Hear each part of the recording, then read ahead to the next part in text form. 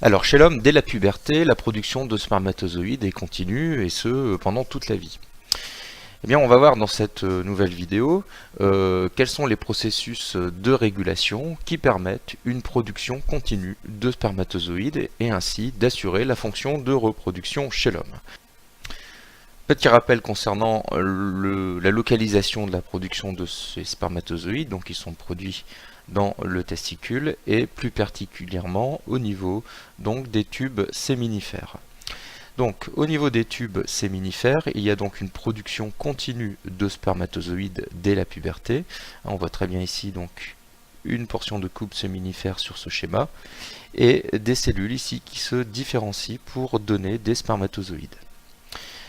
Entre les tubes séminifères, il y a une deuxième population de cellules qu'on appelle des cellules interstitielles, et parmi ces cellules interstitielles, il y a des cellules qu'on appelle de Leydig, et on verra que ces cellules de Leydig ont pour rôle principal de produire de manière continue une hormone qu'on appelle la testostérone. Alors cette production de spermatozoïdes, on l'a dit juste au-dessus, se fait à partir de cellules mères, donc de ces gamètes, de la partie externe du tube séminifère vers la partie la plus interne, hein, où ils seront ensuite libérés dans la lumière du tube séminifère. Cette production de spermatozoïdes est contrôlée et soutenue par des cellules qu'on appelle des cellules de Sertoli. Et ces cellules de Sertoli, par leur rôle de soutien et de nutrition, vont être indispensables aux bonnes étapes de la spermatogénèse, c'est-à-dire à la différenciation des cellules mères des gamètes en spermatozoïdes fonctionnels. Ces spermatozoïdes se retrouvent dans un éjaculat qui est en moyenne de 3 à 4 millilitres. Il faut compter qu'il y a à peu près 50 à 100 millions de spermatozoïdes par millilitre et que les spermatozoïdes représentent un dixième du volume de l'éjaculat, le reste étant constitué des sécrétions des glandes annexes comme la prostate et la sécrétion de la prostate et la sécrétion des vésicules séminales. Alors si on regarde la structure du spermatozoïde, et plus particulièrement son organisation, on constate qu'un spermatozoïde, ici un spermatozoïde humain mais c'est valable pour n'importe quel autre spermatozoïde chez les mammifères, est constitué de trois parties. Une tête qui contient l'information génétique, on verra en terminale. À l'avant de la tête, il y a donc un genre de petit sac, si vous voulez, d'enzymes qu'on appelle l'acrosome, qui va être nécessaire donc à la pénétration dans le gamète femelle. Une pièce intermédiaire qui est un petit peu donc effectivement la centrale énergétique, qui va amener l'énergie nécessaire au déplacement du spermatozoïde. Et une troisième partie, la plus longue, qui est le flagelle, qui permet, à la manière d'une rame, aux spermatozoïdes d'avancer. Bon, c'est pas très rapide, c'est de l'ordre de 3 à 4 mm par minute, sans une petite aide. Alors la durée de vie d'un spermatozoïde, elle est de 6 à 7 heures dans le vagin, et par contre, dans les trompes ou l'utérus, c'est un peu plus long, de 3 à 5 jours, et il y a quelques records à 7 jours. Ça aura toute son importance quand on parlera de la maîtrise de la procréation. Alors le testicule sécrète une hormone qu'on appelle la testostérone. Cette hormone, on en a déjà parlé dans la vidéo précédente quand on a parlé de la différenciation des voies génitales masculines. Alors cette testostérone, qui est produite en grande quantité à la puberté, eh bien, est produite par les cellules interstitielles qui sont les cellules de Leydig. Et ces cellules de Leydig vont libérer la testostérone, qui est une hormone, donc qui va pouvoir agir à distance sur des cellules qu'on va qualifier de cellules cibles, via un système de communication que sont les capillaires sanguins, enfin le système sanguin en général. Mais ici dans les cellules, donc dans le tissu interstitiel, la testostérone sécrétée est prise en charge par les capillaires sanguins et distribuée dans l'ensemble de l'organisme.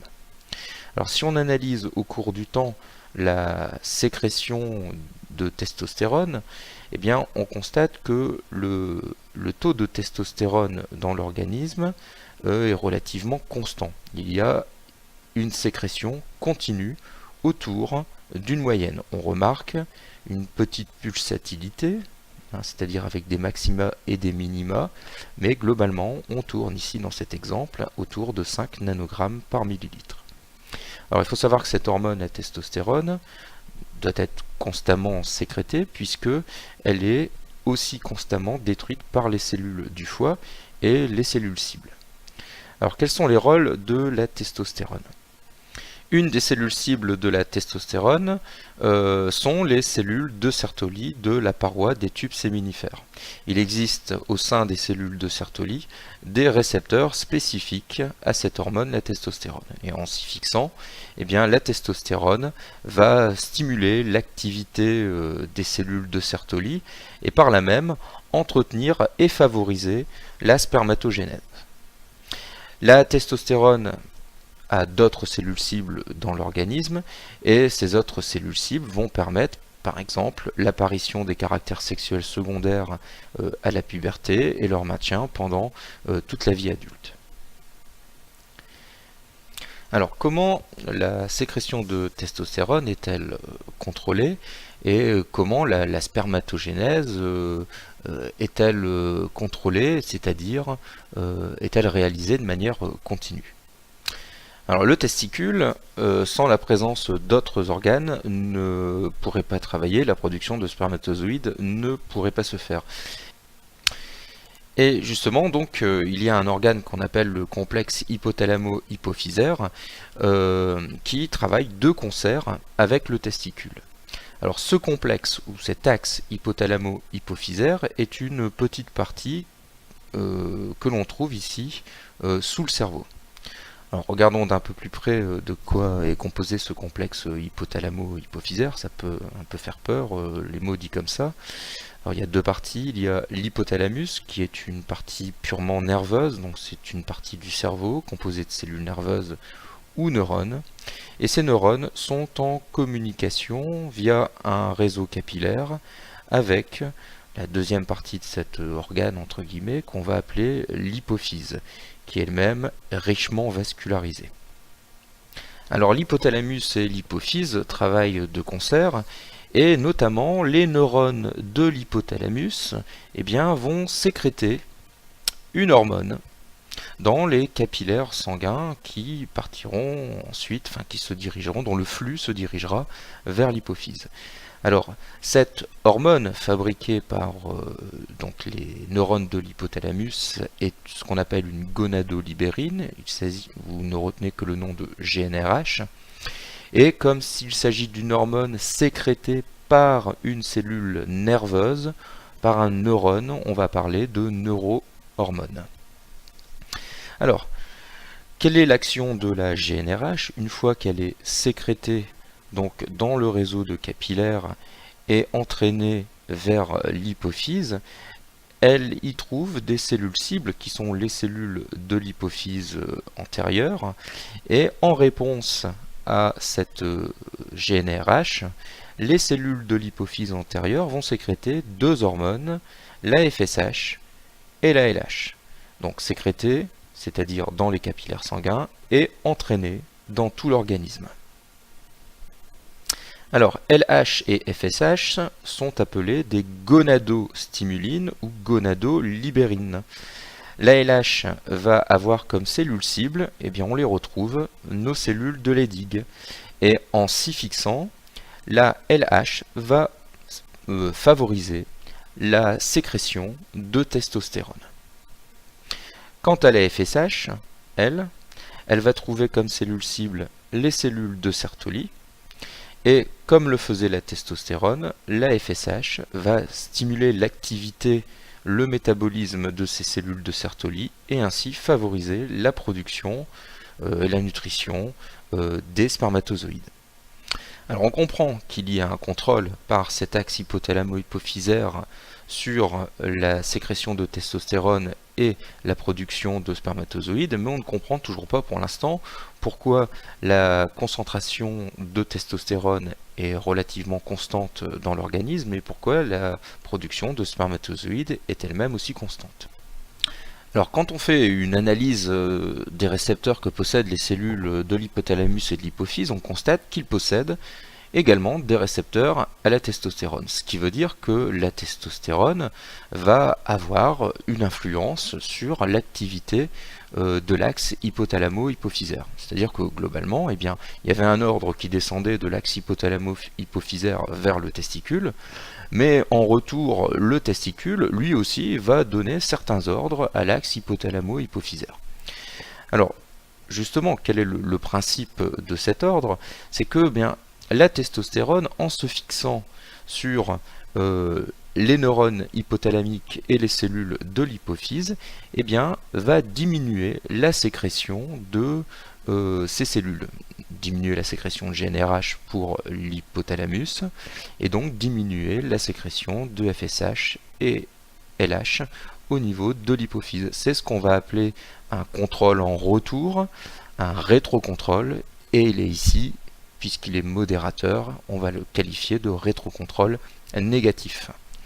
Alors, essayons de globaliser donc sur ce schéma ce qui se passe au niveau donc de la régulation de la fonction de reproduction mâle. Alors l'hypothalamus sécrète une neurohormone, la GnRH. Les cellules cibles sont l'hypophyse, il sécrète la LH, la FSH. La LH stimule l'activité des cellules interstitielles nécessaires donc à la production de testostérone, et la FSH va stimuler l'activité des cellules de Sertoli et donc favoriser la spermatogénèse. La testostérone, qui est sécrétée par les cellules interstitielles de Leydig, stimule elle aussi de son côté donc les cellules de Sertoli des tubes séminifères, ce qui va donc favoriser donc la spermatogénèse. La testostérone produite eh bien, va provoquer l'apparition ou le maintien des caractères sexuels secondaires, et au niveau des tubes séminifères, la spermatogénèse va permettre la production de spermatozoïdes. La testostérone, produite ainsi donc stimulée par l'axe hypothalamo-hypophysaire, voit sa concentration légèrement augmentée, et donc elle va exercer un rétrocontrôle négatif sur l'axe hypothalamo-hypophysaire. La sécrétion de GnRH va baisser un tout petit peu, provoquant une diminution de la sécrétion de LH et de FSH, et ainsi les cellules de Leydig, moins stimulées par la LH, vont voir leur sécrétion de testostérone diminuer. C'est ce qu'on voit par exemple ici, une petite baisse d'activité de sécrétion sur ce graphique. La sécrétion diminuant, le rétrocontrôle négatif l'est un peu moins, et la GnRH remonte, faisant ainsi remonter la LH, la FSH, etc. et le taux de testostérone remonte. Et ainsi, si on fait tourner donc ce cycle, eh bien, on se maintient toujours autour d'une moyenne. Donc l'existence de ce rétrocontrôle négatif permet de maintenir une sécrétion de testostérone stable autour d'une moyenne.